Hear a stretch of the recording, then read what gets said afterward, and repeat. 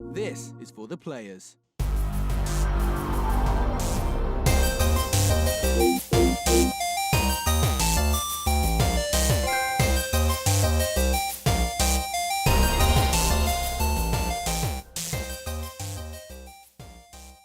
I'm Ryan Betson. I'm Josh Saunders. And this is For the Players, the PopCulturists PlayStation podcast with over 40 years in playing PlayStation and 10 plus years in that games media combined. I'd like to thank you for joining us in this PlayStation conversation. This PlayStation conversation happens every Monday morning at 9 a.m. Australian Standard Time on YouTube and 8 a.m. on iTunes, Spotify, and other podcast services. If you'd like to be a part of future conversations, please join us on Facebook, Discord, comment below. Feeling generous, join us on Patreon at patreon.com/PopCulturists. Head over there, check out the tiers. I said it like tears, like tears. Sometimes there are some tears on there. Head over there, check out the tiers. There might be something there that interests you. If you want to support us, if you do support us on Patreon, you can watch us record the show live, like we do now. You normally get a nice little sneaky little link. We're like, hey, here, come have a sneaky little watch party. But this is why. Why? So the program that we use, because we route everything through. In order to make it easy for us to switch between YouTube and Twitch, we use an external thing called Restream. Restream, before we were affiliated on Twitch, used to allow us to host to multiple places at once. But because I'm too lazy to constantly change in and out the stream key, I just keep using Restream and toggle which one we want to use. Right. For that reason, it has a problem. If I switch to YouTube and it's noted as unlisted, I have to notify it as public. Switch over, it goes, oh cool, yes, it's public. Then I make it unlisted, and then it's fine. Right. I do the public part, and then keep going to unlisted. Because I go, everything's done. Yep, the chat's up working. That's up working. Haha, public. Fuck. So yeah, and plus sometimes we might need your help. But if you want to support us in a more once-off fashion, head over to popculturists.com/shop where you can buy shirts like this and that and other assorted shit with our logos on it. Now we are currently affiliate with TeePublic, so there should be some cool little shits coming in the works. We have a direct manager that we work with. Ooh. I'm like, hey, we sold four shirts this year. How are you going to help us out, bro? And he's like, oh, come aboard. yeah. She's like, oh, please come in. Take a seat, Mr. Benson. Right this way, sir. Tea, coffee, scones. Yeah. So yeah, I'm talking in the process of talking with James, not my son because I talk to him all the time, but James from Pixel Beast, who designs all our shirts, to make some sort of limited edition ones for funsies. Cool. For funsies. Old people, old pop culturists. Yeah. Oh yeah, us old faces on a shirt. That was fun. You look really good as an old man. I think I looked a lot friendlier than I actually am. I had that sparkle in my eye. Like, yeah, I'll give you life advice. Yeah, you had like an old Santa thing going on. You looked fucking crazy. I looked mental. You looked, like I said in the chat, you looked like you'd be on the street shouting about aliens. And like what I loved about it is, for some reason, when I'm getting old, I will grow an old man mustache. Like just a little one. But apparently that's me. And Dylan grows a full beard. And that was nice because he kind of looked old. Jem looked fucking brilliant. Yeah. Like, fuck you, Jem. Yeah, you ageless wonder. 800 wrinkles between my cheeks and my jawbone. And she's just got like raven. Yeah, I put the old filter on and just smoothed it out. Yeah. I'm like, fuck. Yeah, we did get the short end of the genetics. And of course, we are also on Twitch at twitch.tv/thepopculturists. How was FNAF? Stressful. Yes. But nowhere near as spooks as I expected. So for those who don't know, Max, who is in the chat with us right now, over the week we streamed 5 Nights at Freddy's VR Most Wanted. Thank you to PlayStation Australia once again for providing the code for that one. Yeah, so it is essentially the game, but you can, as in all the mobile games and whatnot. I can't read that. Yeah, I can't make it any bigger. So really? Yeah. It used to be huge, remember? Yeah, what happened? I don't know. They updated We're talking about the chat. They updated the chat bot. Yeah. For the chat thingy window for... Santa Josh, Old Man Betson is 100% getting in on that area. Yeah, fuck yeah, he is.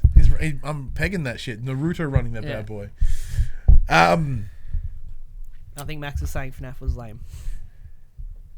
It was one of the lower ended VR experiences. Yeah, it wasn't very... Wow. It wasn't brilliant, but... it worked within that space because you are anchored into one spot, and you do have, it's just cameras, and then you can look around and see if one of the bots are coming down the hallway. And don't get me wrong, horrifying, because they're really huge. They're way bigger than I thought they were going to be. I thought they were human height, but no, these things are fucking ginormous. Yeah. So that's kind of horrifying.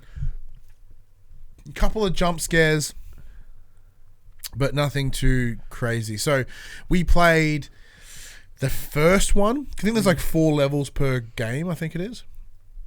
Yeah, you got to get through the week. Yeah. So we got through 3 on the first FNAF. And then the last one's just stupid. I don't know how you can juggle it. It's not possible. And then we jumped to the second one, and they've reworked it.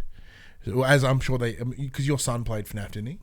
Oh, a long time ago. So in the first one, you're in a room. You got 2 doors on your left and your right that you can lock down. You got your cameras, and you got your screen in front, and you got your little board. Right, that's it. So all you're really doing is controlling the boards and the doors and looking for cameras, and you got lights external to those doors. In the second one, they open up the room. So there are no doors. You can no longer lock the doors down. However, there are ways that you can get around it, as in you can, like if one of the bots come into the room, there's a mask you can put on, and they think you're one of the robots, and they'll leave you alone. No, I remember now. And there's also a room with a music box, because it's this additional creature that is drawn to the music box. So if the music box stops, you're fucked. So there was a bit more balancing there, but it's almost they've added like an unnecessary extra couple of layers onto it. Like, what was wrong with the first one? Like, why did you have to think it? And on top of that, though, because it has to be worthy of a sequel. Yeah, right? True. Saying that though, because we were playing here in the room, so we are the PSVR camera sits right under where the camera is that you guys are watching us on right now. So it's just a little under there. It's probably how far do you reckon from here to the camera is? Meter and a half. Yeah, meter and a half. So we played VR games in here before with no problem. It's like the eyes of the camera are designed to like fucking scoop out, big wide angle lens, so it's not an issue. However, playing FNAF, we would always constantly hit the wall. Not like the wall of the camera. In-game wall. Not the in-game wall. Just there's clearly a cone that the camera uses. Yeah. So like even when we were sitting here and we just wanted to press the buttons for the walls with the move controllers, we couldn't. We could only get one. We couldn't get the other, and then it would swap. If we moved slightly that way, it would do the same thing on that side. Right. So I don't know what it was, but it made the game almost unplayable with move controllers. But then again, if we played in the lounge and we pulled back and the camera was a bit further away, it might not be such a problem. But when we're playing the second one, where you have to pick up the helmet thing that's here, and just it didn't quite the space that we were playing in obviously didn't match what it needed, which was bizarre because we played much more in-depth games in this room without a problem. Yeah. Yeah, so as you said, once you sort of work it out, it's not as scary. Because we were playing with the headphones on as well. You learn to know when a jump scare is coming. Yes. Yeah. So, like, the game focuses a lot on audio cues. So, really, and as we come to learn, the robots or the mechanical mans, whatever the fuck they're called. Animatronics, thank you. They will continue to move regardless of whether you watch them on the camera or not. Oh. I thought they stopped when they looked at them through the camera. Yeah, so did I. So Unless they changed it for the VR. Potentially. So what we did is we never looked at the cameras. We just solely ran on audio. Right. So we sat there, we let the camera on whatever room we needed to, and we just kind of sat there and listened. So that way, if we hear the coming down the thing, bunk. If we hear the fucking running fox, bunk. And that's how we got around it.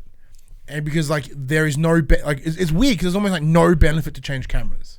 All it does is use more power.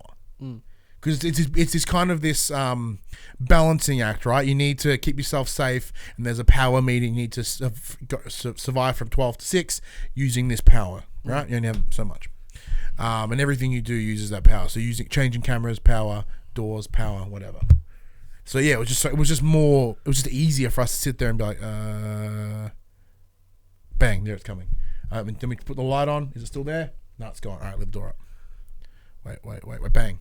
And it just kind of wasn't as fun. Saying that though, obviously with the second one requiring those more, I think that's probably why they've changed it to the second, knowing that you could just easily gank it like that. Yeah. Saying that though, there are like 6 games in it. It's pretty much all the mobile games put into VR, which is pretty cool. I thought it was just like a one experience. I didn't realize it was literally all the games. So that was pretty cool. Cool. Will I go back to it? Probably not. It's probably a good, if you want to get someone some cheap scares in VR, probably a good way to go. Kids. Yeah. Cool beans. So yeah, big thanks again, PlayStation, for sending that through. What about you? Did you play nothing this week? No. No, me either. Apart from that, I've played literally nothing this week. I did play Destiny 2, but I've kind of wrapped up everything I wanted to get done before Shadowkeep comes out in September. So now when I play it, it's kind of just for the sake of playing it. Sorry, Max did also add about the animatronics. They were oddly small. They were very jacked. Yeah. Chris, who was watching at the time, he did say he put his brown pants on because Freddy Fuckface and his friends. So he was watching it at work. Yeah. Bad. And then he kept getting scared from us getting scared. And then his boss looks at him and goes, "What are you doing?" He's like, working. I need a poo.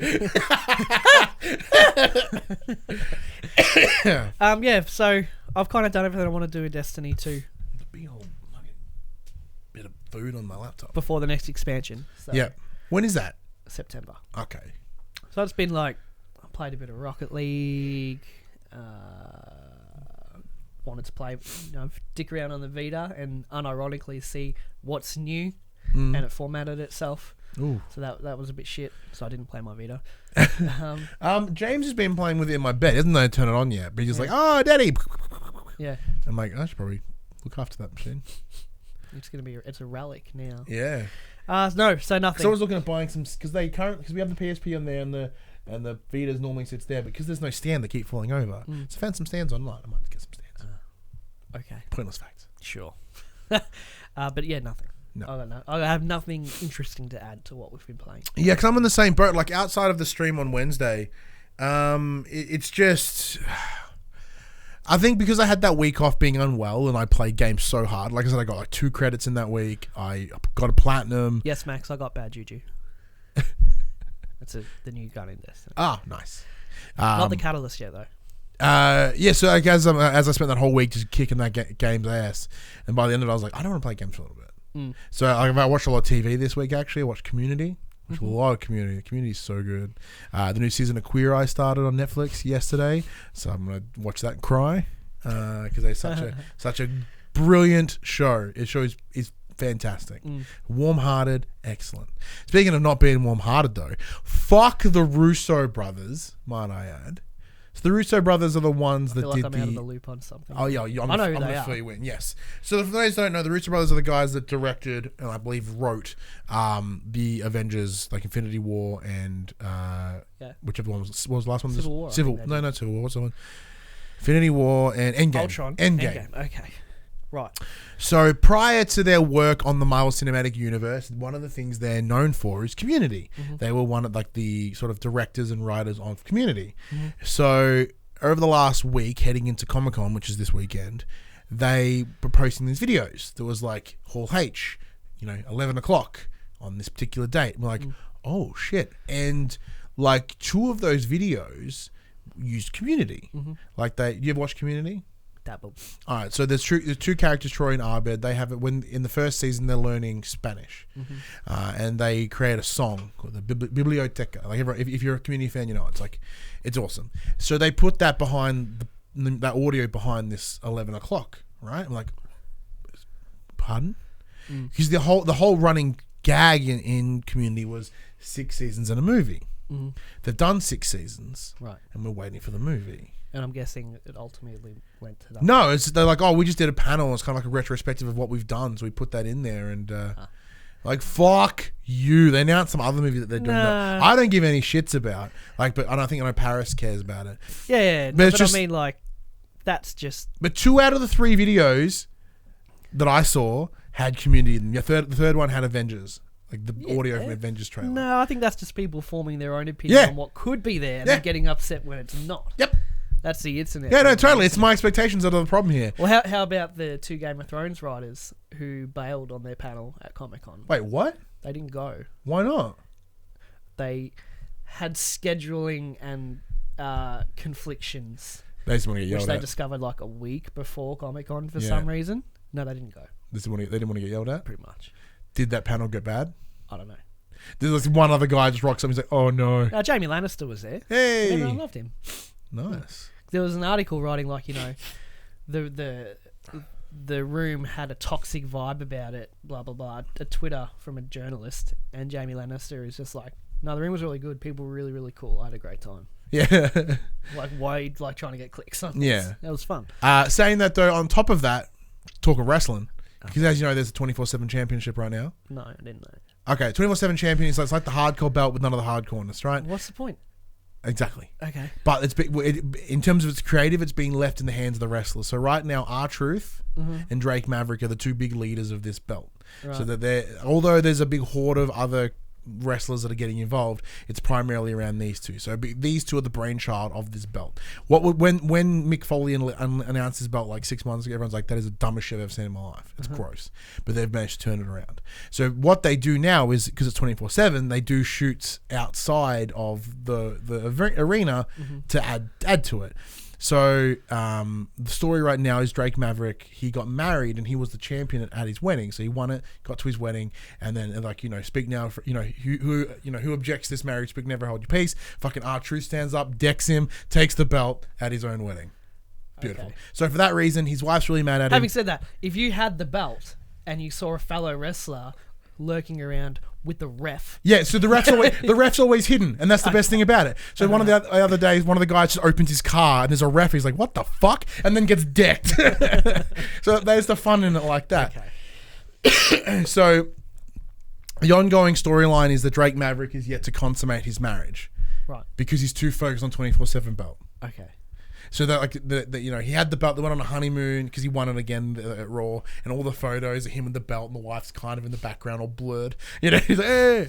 So they finally go to this hotel and they're ready to they're about to get it on, and it's all like rose petals and shit, and they're like, oh cool, it's champagne. We order room service. Trolley, and he goes like, hey, he's like, thanks for the champagne, man. And the dude just won't move. Yeah. It's like, why aren't you? Can you leave? I'm trying to... And then he just takes off his shirt. It's a ref. It's like he's in his tidy whities with the belt on, by the way. Yeah. And he's like, wait, hey, oh no. And then Truth comes out of the trolley, just decks him, like gets the leg up in his undies, like ball bags and shit everywhere. Yeah. And so now they're at Comic-Con filming stuff. Okay. So Drake's in a costume of a banana with a Macho Man mask on, going around giving people flyers like, have you seen this man? Because he's trying to find the bell. Right. It's the dumbest shit, but it's actually making TV watchable right now. Okay, cool. But what I was going with that. Anyway, this PlayStation. Oh, yeah, we got really lost in Comic-Con for that. Yes, they're at Comic-Con right now. Okay. I got mad at the Russos. That part was pretty cool. One thing that I was also talking about is like The Division, right? Yeah. I've been wanting to play The Division. Like I've praised the shit out of this game for like the last X amount of weeks. But similar to you with Destiny, like I'm right on that end game. Like I've got my gear scores at where it needs to be. I haven't done the raid yet, mostly because it's like I don't want to play with other people. Like I want to do it myself. And we're now at that point where you've got to like loot and then optimize your weapons and shift it and break it. And I'm like, fuck that noise. There is fun to be had in that.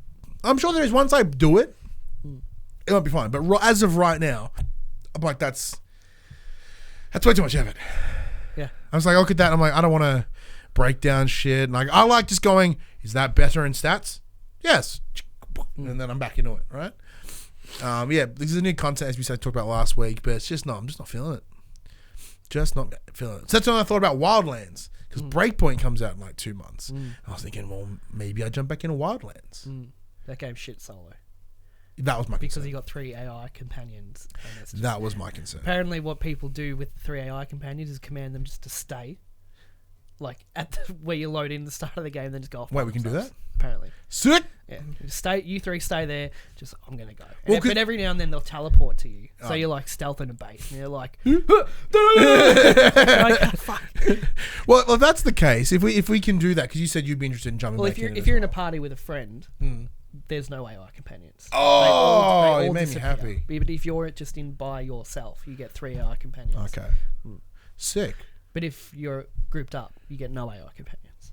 Okay. Yeah. I like that. Yeah. But anyway, on the Division 2, the first topic of the news will make you happy in a section we call Inform the Players. Yeah. We tell you about this, what happens in this week in PlayStation news. The Division 2's creative director has asked for fans' thoughts on a single-player spin-off on the Tom Clancy's looter shooter, Creative director at Massive Entertainment, Julian Garrity, retweeted an idea from Tim Spencer, who is the level director at LEGO Studio TT Games, in his tweet. Spencer imagines a narrative-focused single-player The Division that would follow an agent attempting to get back to their family after being sent to New York. He notes in the thread, quote, "None of the stories have explored what a Division agent sacrifices and what they go through mentally," which sounds like good grounds for a single-player offering. Garrity retweeted Spencer's tweet asking for thoughts from his followers. Unsurprisingly, there are hundreds of responses, many of which are enthusiastic about the idea of a single-player Tom Clancy game. Garrity later followed up in his tweet saying the idea is, a quote, "apparently not something people are violently against." I'm not. I'm totally down. Because as I said, like, apart from that once or twice that I played with Paul, like, I literally ran through the entire game by myself.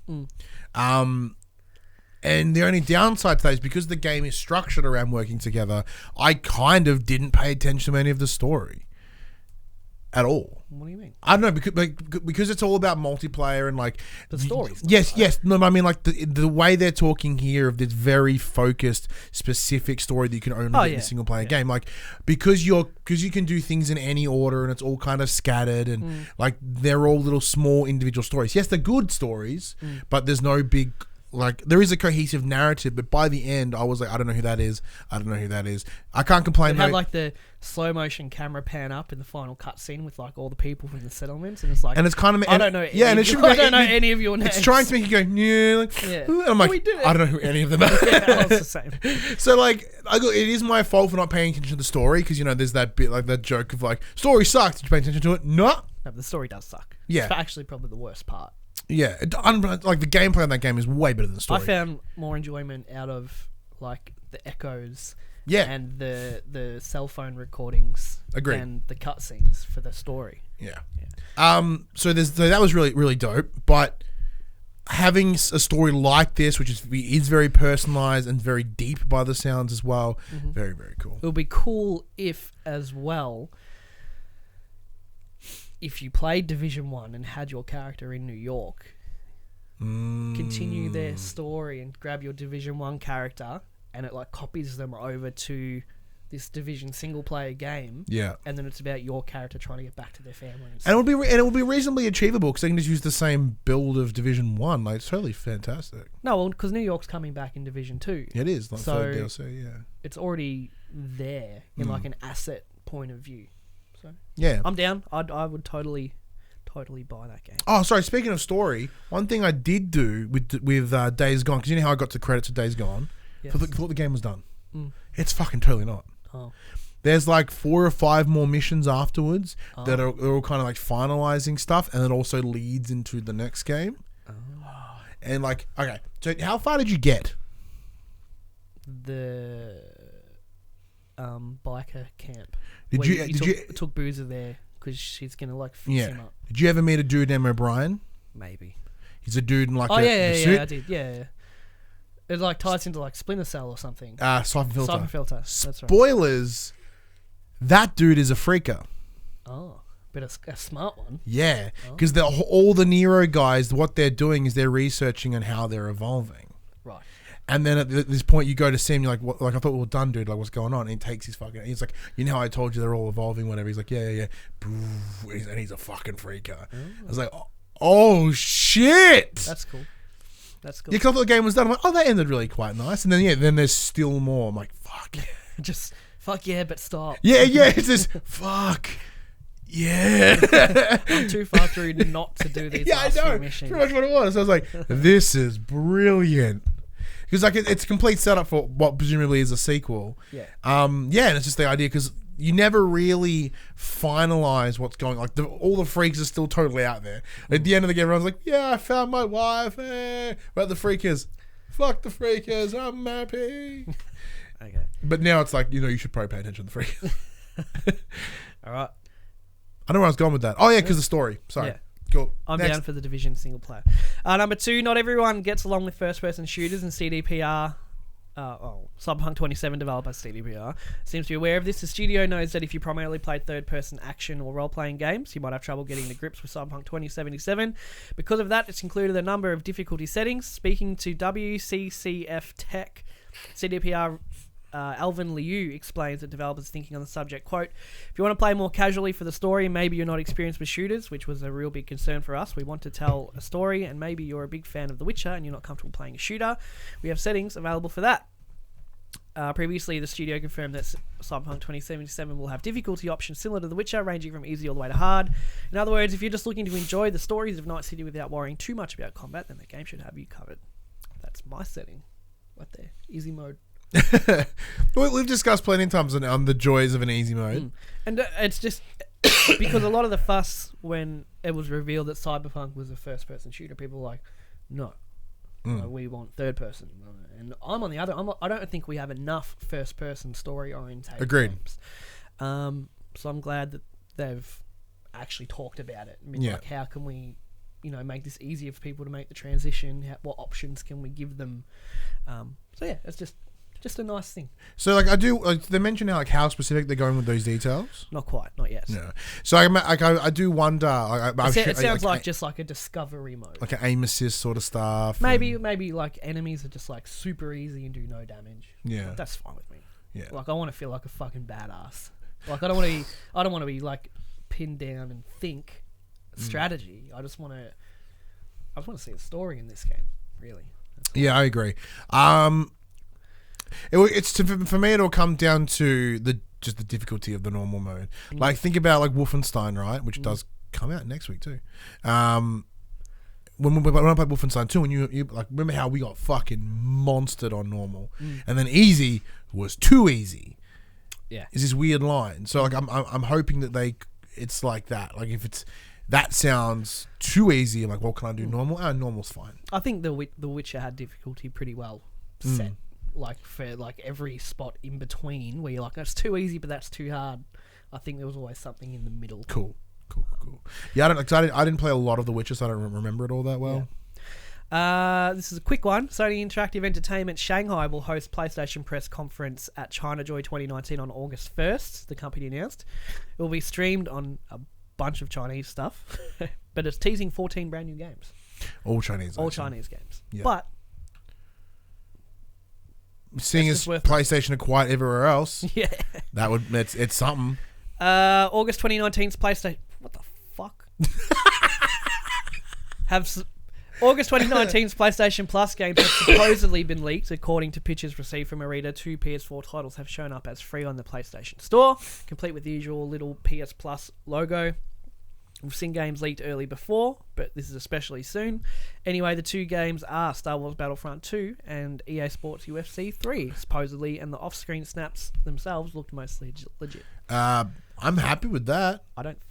Because it seems weird to have 2 games from the same publisher. I don't think they've done this that's before. a good point. So I don't know the validity of this, but I'll play Star Wars. Yeah, well, because that's the thing. When Battlefront 2 came out, like, I took that stance of fuck them, fuck this. I ain't spending money on their damn game. Yeah. Now I don't have to. Yeah. And UFC looks fun because I want to like break faces. All I see from the UFC games are like the shitty engine and them doing like fucking crazy shit. Like I remember playing the original UFC game on PS3, like UFC Undisputed. It was hard. It was hard, but it was fun though. There was a lot to do.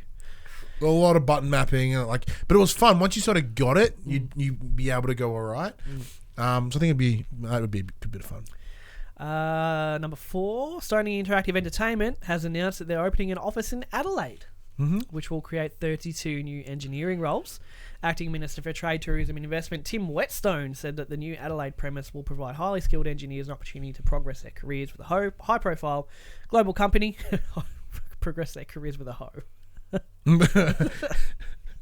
Global company without the need to relocate nationally or internationally. Quote, to attract a household name like Sony Interactive Entertainment to South Australia is a fantastic win for our state, and I thank the company for their investment. So this is something that we have reported on before, but now it's more specific. So now I did get this information from our friends over at Explosion Network.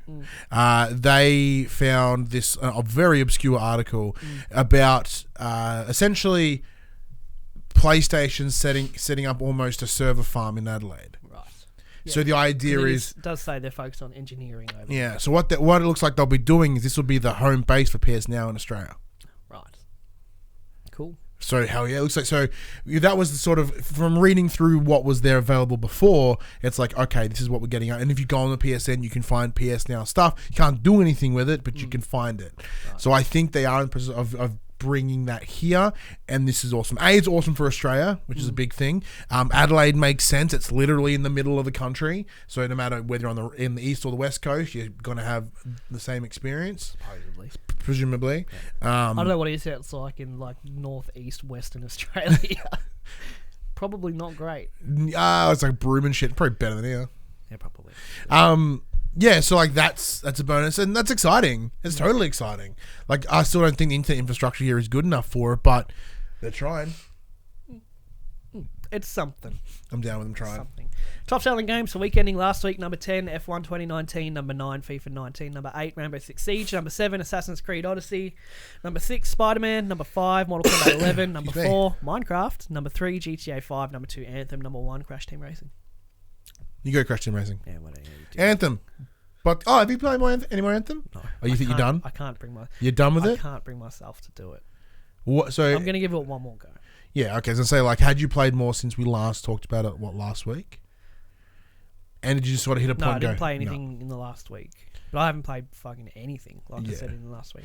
I'll fire it up once more, but it's the process of just like putting the disc in. It's like, have you got your $19 worth of from it yet? No, I don't think so.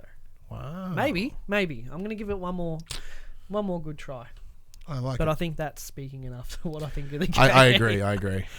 Quick bits: Insomniac Spider-Man is the best-selling superhero game of all time in the US. Yay! id Software studio director Tim Willits will leave the studio after QuakeCon. After 25 years of working there. Yeah. Marvel Avengers gameplay leaks out of Comic-Con. Did you watch? No. Apparently it's going to go live after Gamescom. It's not good? This is good because we thought it was... when we saw the Square Enix trailer, like, ooh, that looks janky. Here's my problem with what I saw in the gameplay. Yeah. You got your generic like army dudes who are like your enemies. Mm-hmm. And the first party gameplay shown is from Thor's point of view. And he's doing like 1, 2, 3 hit combos on these guys. There's people. This is Thor. Yeah. Bonk! Why do you have like even the fact that you have like a health bar? These are people. Like, you see what I'm getting at? Yeah. Like if you just stand there, eventually they're just gonna shoot you to death. I know you need something in the gameplay to like, it's the same reason why Superman's hard to make a game on. And like all the enemies we saw were just generic military guys, right? Which they're straight up fucking killing. Like all these guys are dead. It's no ifs and he's like striking them with Mjolnir with like lightning from the sky. Like there's a person, and it's just a pile of black like ash on the ground. So that's and then they did some Hulk gameplay, which he did Hulk out. Like he picks up an army guy and started beating everyone with it and all that kind of stuff. But like the enemies just seem to have either two things. They either stand there and shoot or they run at you. This is the Hulk. Why aren't you running for your fucking life? You know what I mean? It seems very like bog standard, like basic AI needing to do 1, 2, 3 hit combos on a human when you're the fucking god of Asgard, the king of Asgard, the god of thunder. See what I'm getting at? No, if you were Hawkeye, it would make sense. Yeah, if you're Hawkeye or Black Widow, yeah, sure, maybe I can see that. And yeah, like the fact you have a health bar at all is like we're just fighting people. It makes no sense. Well, because saying that one of the guys at work this week picked up Marvel Ultimate Alliance, the game's dope. The third one. Yeah, it does look good. It looks really good and plays really good too. Yeah. But that because like when you're going to these specific places, you're like finding souped up people, so it works. But yeah, it's funny that you mentioned that. But yeah, in this gameplay, they were just military guys with guns. Just lame. Could be good. I don't know. Doubt it. From that gameplay, I was like, absolutely doubt it. This looks pretty bad. Thor looks like someone pointed out. Thor looks like the detective from Detroit Become Human. He does. Yeah, just with blonde hair and stuff. Yeah, the guy that's the voice of Mr. Krabs. Yeah, that's it. Yeah, awesome. Yeah. Clancy Brown is his name. Yeah. That's it for the news, Ryan. As we have a chat to the players about the lack of news, about the inability to chat. I'll let you on we're this. struggling the last month Yeah. or so. Yeah. There's a very big lull in the industry. Not a lot's happening. Not a lot's coming out. All the news is just kind of like, okay, that's the thing that there's nothing exciting happening. Well, because even like with E3, yeah, there were cool announcements, but because of the PlayStation not attending, it was bare bones. Yeah. And it was third-party stuff, and then since then, it's just been this chug to move forward. Yeah. Like, we try to think of topics, based around what's currently happening that week, or or even just bring enough news for us to talk about. Yeah. And it is literally scraping And even the bottom. most of the news I bring, like, it's worth talking about, but it's not like anything we can get fired up Yeah. one way or another about, like, yeah, this is sick, or no, this should be. Like, there's no oomph in the industry right now. Yeah. So we want to have a chat and, like, why is this the case? Like, why is it so fucking dead and boring right now? I'm going to assume, like, the obvious reason is that we're right before next gen. Yeah. Like, But saying that we though, weren't doing this for the last gen turnover, so we don't know if this true. is kind of normal or not. But saying that though, there's presumably 18, almost just shy of a year between now and release of next gen. So if next gen comes out in say November of next year, we're currently about to hit August. That's 15 months away minimum. So is this how we live for the next 15 months? It's going to make our show very hard. No, but also because from like August onwards, there's games for days, man. We got Outer Worlds, we got the Destiny expansion, you got the Division stuff coming. There's Ghost Recon, COD, which looks fucking amazing. It does. I watched a multiplayer clip that came out yesterday. Looks dope. I'm I'm actually really excited for this next installment of COD. There's a lot happening towards the end of the year. It's just this point, like right now, there's nothing. Yeah. And it's this weird situation too. Like, although there are some games that are coming through the end of this year that are interesting, it still feels like there's not much. So it's weird. Like, although you've listed like 5 games there of note, pardon me. Like, it's all about if we look at the start of next year, from E3, almost any game of interest was coming out in Q1 2020.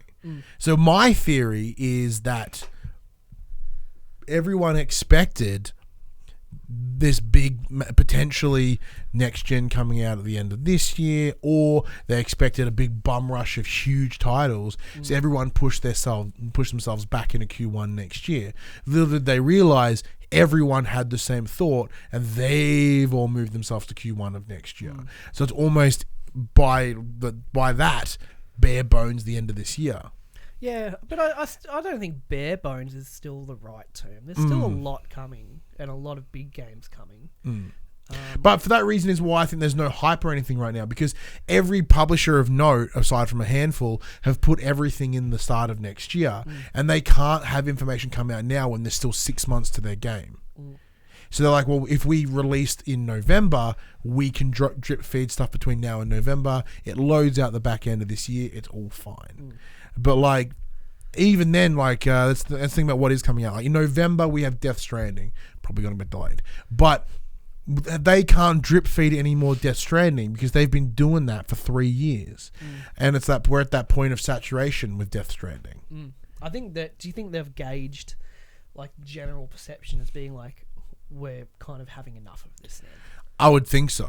Is that the general thought? I think within there are always people. There's always a big group of people like sucking Kojima's dick for any information. Correct. But I think in general, the consensus I've even noticed on Reddit is just like, okay, like a new Death Stranding, and everyone's just like, well, because okay. the problem is his trailers have shown it's showing what the game is, but without saying anything. So it barely shows. No, it's just showing the game. It doesn't even show what the game is. It just shows the game. So there's nothing to grip on to get excited about. The only thing you can get excited about is like, oh my god, Mads Mikkelsen is in it. Oh my god, Guillermo del Toro is in it. Oh my god, Troy Baker's in it. Like aside from those things, like oh Kojima made it. These are the things you are gravitating to. Nothing about the game itself. Like you look at that gameplay and it's like I have a bag that can make a ladder, and then I got to fight these floaty things in the sky, like things that we've already seen. So until they release a trailer, it's like this is the story of Death Stranding. This is who your character is. This is why they're doing stuff. This is what it needs to be. I think the interest now just comes from that morbid curiosity. Like I've seen enough. I just want to know what the fuck it's about. Yeah. And we've talked about it enough, I think, as well.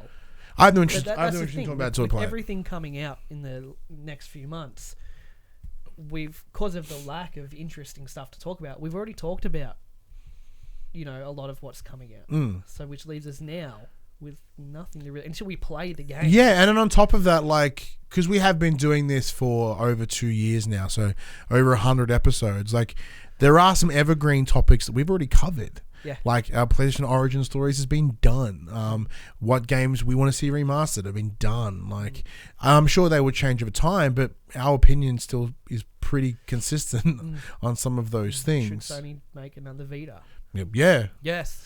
That was episode 2. Yeah. And we're on 100. We've talked about it again, I think, after that. Yeah, we're on 100. We're on episode 114 at this point. Yeah. Well, we could start just doing it again. Yeah, we could just start rehashing old things because I'm guaranteed I forgot what I said in episode 4. I don't want to do that though. And that's why, like the last couple of weeks, we've been really active. Like I've been trying to get people involved from the community. Like when we first started, that was such a prominent thing of the show, was having the community come in, give us topics. It was awesome. It was a great way for people to get engaged, great way for us to comment on what people want us to talk about. And then it all kind of died in the ass there for a little while. Went very, very quiet. And also because we went quiet, I stopped chasing it. Yeah. So I've been trying to chase it more recently as well, because I think that will help us over into those this little hump that we're having. So like next week got Wolfenstein coming out, so I'll be hopefully playing that, and there's something, and then we're in August, and August is kind of quiet too, but then September we are about to hit that busier window, but it's just been like, don't get me wrong, we will do our very best to get this episode every week.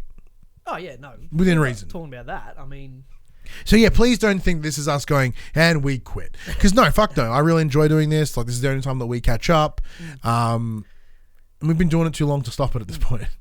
Like when I showed up to that. Yeah. I looked at you and you knew exactly what I was thinking. Yeah, and because I had the same thought. Yeah. I was like, I got nothing. And you're like, I got nothing.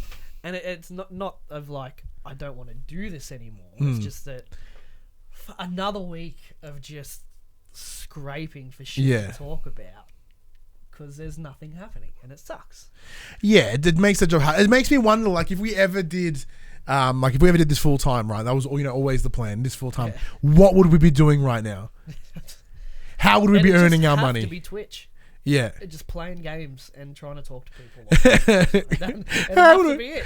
And even then, like we have to play old games because we got nothing. There's nothing new to play. Or we focus on one game and try to become like a good Fortnite streamer, just for example. Yeah, you know what I mean? Pick a popular game and try to get good at it to get a following and still just do the weekly efforts. Yeah. I don't know. Yeah. Well, because yes, I said my. we if we did this full time, there's so much we could do.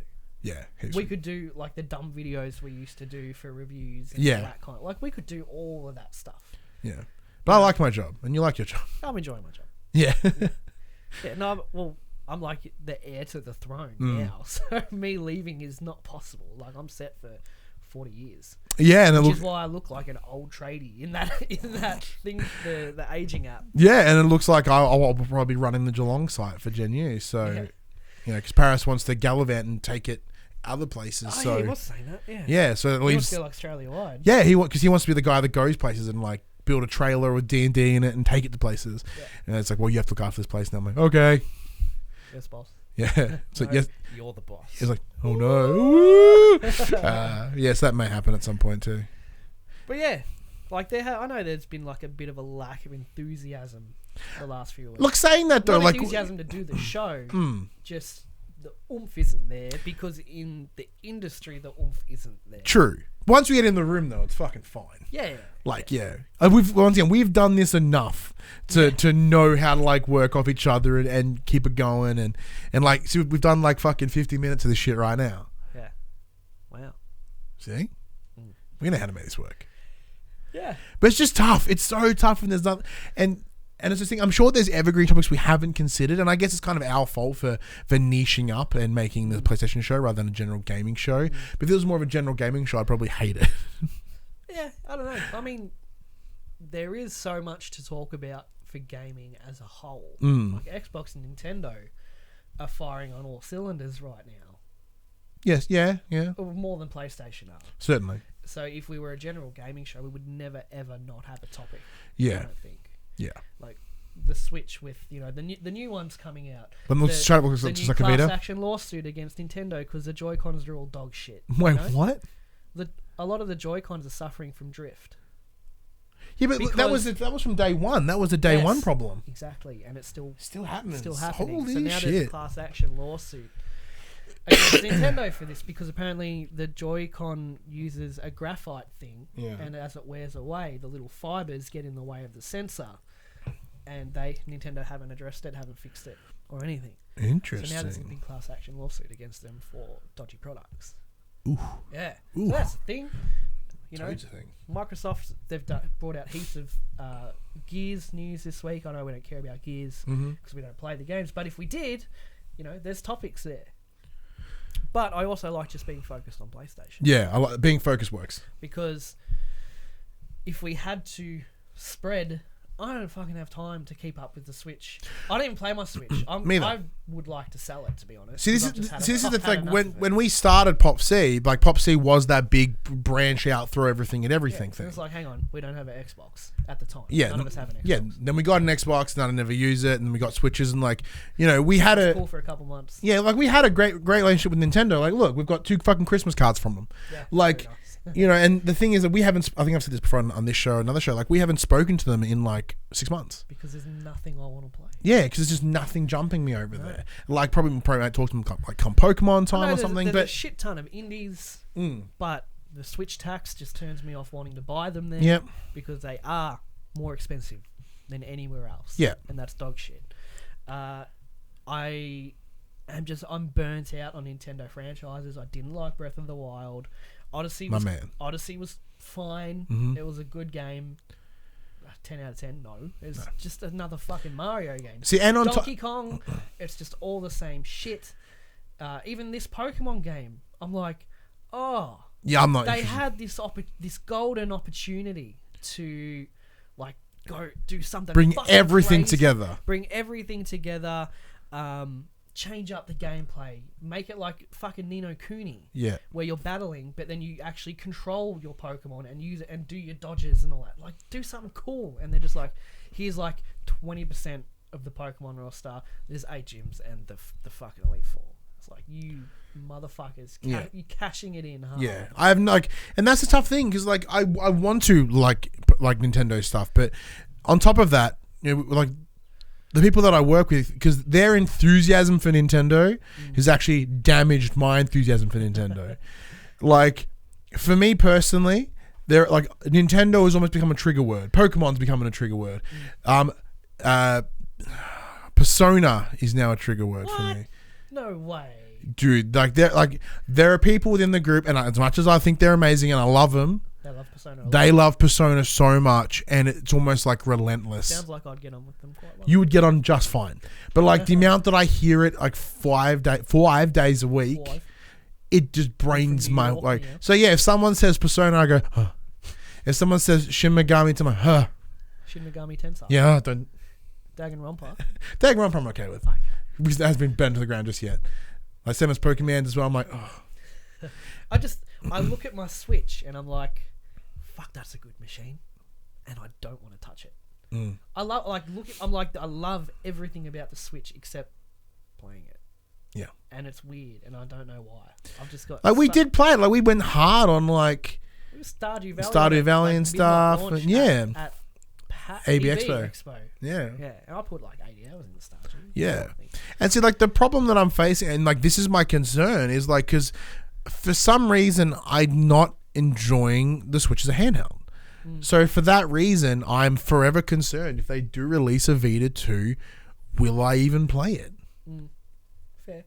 If it could integrate with the PS5. Yeah. Well, sure, and I guess the probably. big thing is it has trophies. And even though I'm not a trophy hunter, trophies Yeah, it's help. weird, isn't it? Like, I'm not a trophy hunter, but none of the Switch games having any form of achievement system. I'm like, well, why would I play it here when I could get 4 trophies playing it? And Yeah. it means nothing. It means nothing. Yeah. But it sways me to buying shit not on the Switch. Yeah, because it's doesn't have that system. it's a mild incentive just to play the game. But, you know, you look through your friends list and, like, I'm level 14 or 15, I I'm think. 16, I think. And I Yeah. see someone who's, like, level 25 and you kind of go, dang, they've put in work. Yeah. You know what I mean? It means nothing. But, or you see someone who's, like, level 2 and you're like, oh, they either play one game or they're a newbie. It doesn't matter. It means nothing. It's like, on top of that, though, like, it feels good. Like, when I was like, I got the platinum for Spider-Man or God of War, I'm like, cool. But if someone said to me, like, oh, I played Super Mario Odyssey 100% of that bad boy, I'm like, okay. Show me. Prove it. Where's your profile? Not even that. It's just like, okay. Even like Breath of the Wild, I did all the shrines. Did you? I'm like, I sure. don't I know bet that. you did. Where's the trophy saying you did? You know? I got all the shrines, did you? No. But as far as you know... But no, prove me wrong. Yeah, prove me wrong. Yeah. Show me your Switch. Nah. I don't know. I'm really just... But I want to sell it, but I feel like as soon as I do, I'll regret it. Yeah, well, I'm in this boat now where I'm like, I think I want to sell my Xbox. Yeah. Fair. But A, because I never use it, and 2, I'm like, well, do I hold on to it? And this is something I've guaranteed I've discussed before. Is like, do I hold on to it and use it for cash and credit for my PS5? But then again, in a year from now, how much is that going to be worth? Selling it now for cash on like Facebook or something, and then putting that cash away for that specific purpose of the next gen console might be the best thing. As much as you can for it now, but you can't be tempted to take that cash and go buy something cool. You know, because the purpose is to put it towards next gen. True.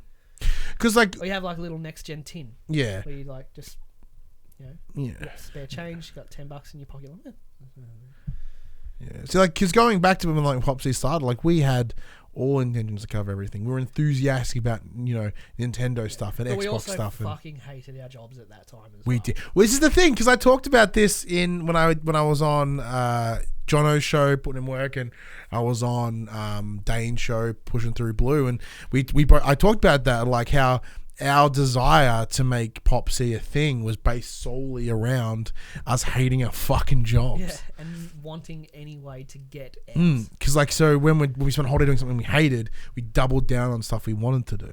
And like, don't get me wrong, like, it's still fun. And like, but my job's better now. It's like and it's that weird place of we've been here long enough that we don't have to tailor our shit to everyone. No. Like we've nicely doubled down on we've nicely picked 2 things and we're running with it. It's wrestling and PlayStation. Yeah. And like, it works. Simple. It's simple. Like, it's even this year, right? Because PlayStation weren't at E3, we didn't have to do anything. Yeah. What a relief after 5 years of like staying up to 3 a.m, doing bonkers shit, not getting a whole lot of sleep, writing things, making videos, and when I just went, Do you remember when we used to write things? yeah, it was weird. That was bad. Hey, we wrote good though. Did we? Yeah, man. Because because neither of us had professional writing chops, Yeah. we just wrote how we talked. So it read really Made it well. relatable. Yeah, because it read like I was talking to Josh. Yeah. And that was awesome. And like people that we worked with who had writing chops, it wasn't very good. Still isn't very good. Just saying. Yeah, still not. Yeah. But it's just like 5 out of 5 Godzilla. but yeah, so it's funny how that like I can't think of anything worse than like if we went as hard as we did back in the day. Oh no, I'd probably quit Yeah.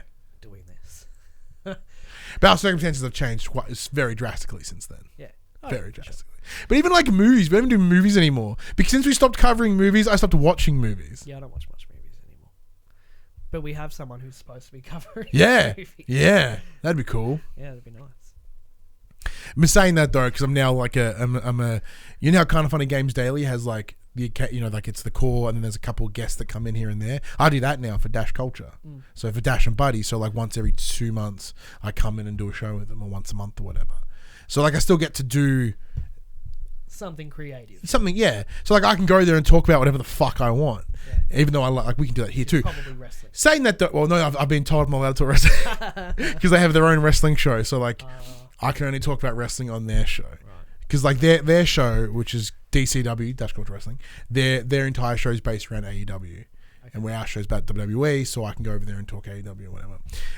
But yeah, also saying that, this is a PlayStation show, and I spent fucking 10 minutes before talking about and explaining the 24/7 Championship. Yeah. And then how I got mad at Community. And then Comic-Con. It's like, PlayStation show, we fucking make it work. We can do it. The PlayStation show is the nucleus. Yeah. And then the protons and electrons. Everything's us. Just everything else. Yeah. Did I get all that right? Yeah, nailed it. Yes. Yeah. Well done. We used to do science. It's only in the logo. Yeah.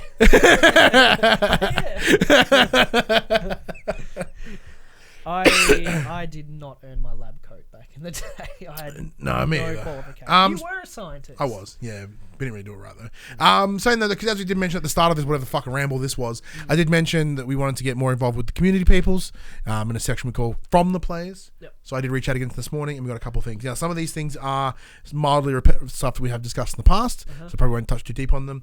So Liam asked, what are your thoughts on the PS5? We've discovered that like 1,000 times at this point. I'm worried about how much it's going to cost. Yeah, I'm worried about cost. I'm more interested in its back-end processing power rather than graphic fidelity. Yeah. It's just cost for me because I have a gaming household. I don't get to just buy a console. It has to be multiple. Yeah. So, yeah. Not that I won't get them anyway. Yeah. But I'd rather them cost $600 than $800. True. And I'm as of right now, once again doing this for so long, cynical, but excited. But I will wait until I get more information. Like I can't wait to get off the PS4 UI. It is so dog shit slow. I fucking hate you're on an OG one, yeah? I'm on Slim. Yeah. See, mine's fine. I never have a problem. Yeah, but you got a Pro. Yeah. I'm on the OG one, and it's fucking dog shit. And it's so slow to navigate. And I hate it. I can't wait to get off. And you still have those store loading problems, don't you? Yeah, I had it yesterday when I was just browsing. Ew. Yeah. I'm like, deals? Yeah. What's hot? Fuck, close the store. Settings. Load. Test internet connection. Back to the store. Load it up. Now that's so bizarre. Hot. I'm not the only one. I know, and that's the thing. Like, that's why it's so bizarre. Yeah.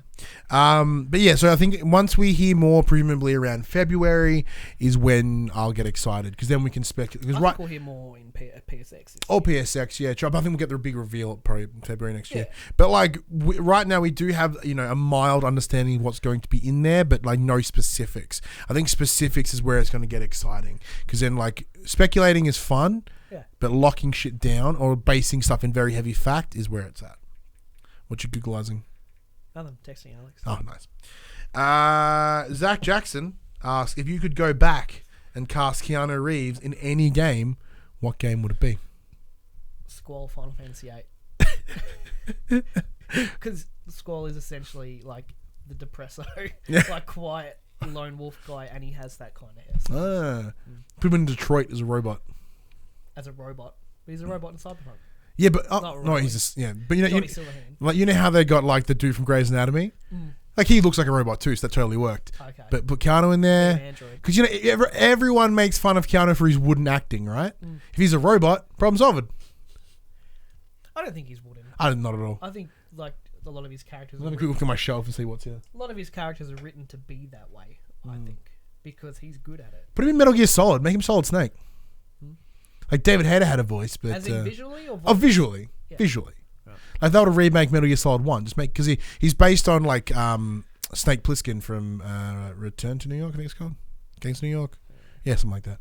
I think he'd make a good Final Fantasy protagonist. He would. He's got that anime hair. Yeah. Make him Crash Bandicoot. Fuck it. Kyle asks, what does Sony need to improve next gen to secure success with the PS5? Everything except exclusives. Yeah. Just change it. everything. Give a Game Pass equivalent. Yeah. Create a Pro controller. Look at what Xbox has done, and do it. But Keep not the exclusives going. Yeah, but not in a technical prowess, because I don't think they've done anything to. In terms of customer relations and services, yeah, probably. Yeah, and try to fix that perception of being holier than thou that I think they have right now. Yeah, I think I still disagree with that whole argument that the internet regurgitates about the PS3 hubris. I was totally there, but I don't think that is what it is right now. Everyone, just because like they have that one reference, they've heard a couple of influencers use that term, that they're like, is it just they're a bit like, no, they're just being quiet. Saying that though, there has been some comments that have made them go, okay, you're aware that you are the number one. Yeah, like we don't need to help indies because they'll come to us. Yeah. Yeah, that's true. You probably could have worded it to not sound like a fuck though. Yeah. You Yeah. know what I mean? Yeah, totally true. Just that. Just be less of a fuck and you'd be alright. And finally, old Max Daddy goes, as a kid, were there any games you bought based on the box art alone?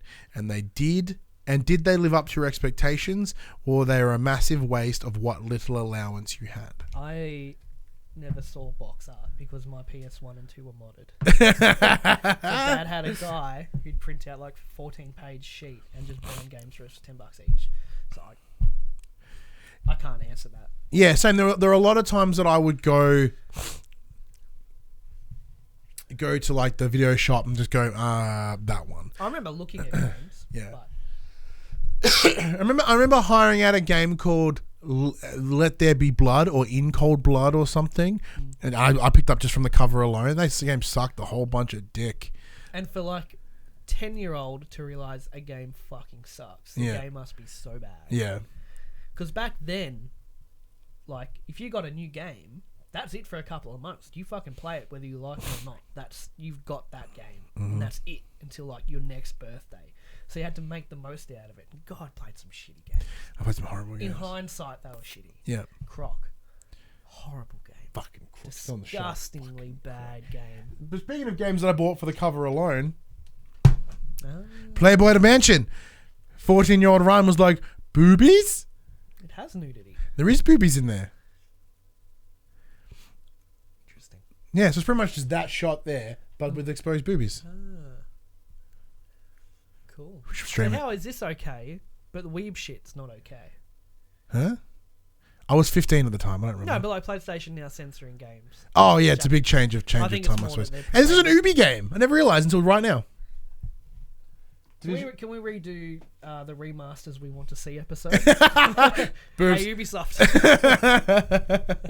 But like, so I went and had a look at my shelf of all my PS2 games and whatnot. I was like, what are some games that I was like, I regret purchasing? And not much is really there. I was kind of reasonably good with my picks.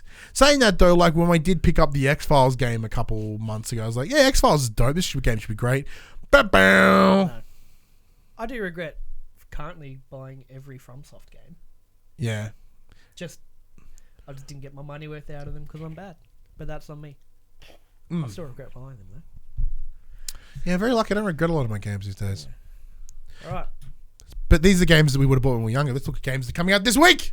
In a section we call Coming to a Place. New PlayStation games for July 23rd, 2019. Congo Master Go, PS Vita Digital. Date Alive Rio Reincarnation, PS4 Digital. Aaliyah, PS4 Digital. Fantasy Strike, PS4 Digital. Fear of Traffic, PS4 Digital. Hoggy 2, PS4, PS Vita Digital Cross-Buy.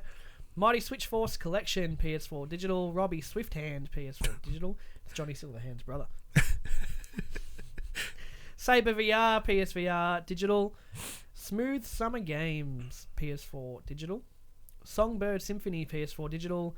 Tetsumo Party, PS4 Digital. Groove, PS4 Digital. Wolfenstein Cyberpilot, PSVR Digital and Retail. And Wolfenstein Youngblood, PS4 Digital. I think the standouts there are Youngblood and Cyberpilot. Haven't played them yet. I'll be reaching out. I might actually pen the email now that I'm in the room to Bethesda. But other than that, like, you know, Fear of Traffic. Yeah. It's relatable. Yeah, date a live Rio reincarnation. Ooh, game of I was the just year. talking about weeb shit. That PlayStation conversation happened on a Monday morning, 9 a.m. Australian Standard Time on YouTube and 8 a.m. on iTunes, Spotify, and other podcast services. If you'd like to be a part of future conversations, please join us on Facebook, Discord, comment below. Feeling generous, join us on Patreon. Patreon.com/PopCulturists. Head over there, check out the tiers. Might be something there that interests you. For you supporters on Patreon, you can watch us record this show live. So by jumping on at any dollar value, get yourself a nice little sneaky link where you can come and chat with us as we record the show on either Saturday and or Sunday. I'll give you about 25 minutes notice, if not more. Mostly not.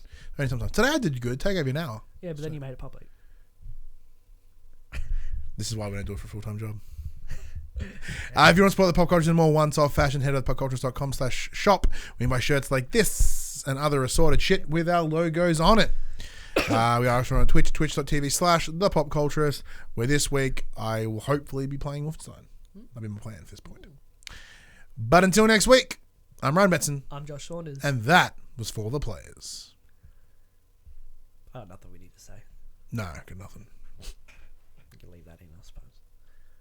What about this part? Cut it before this. Okay.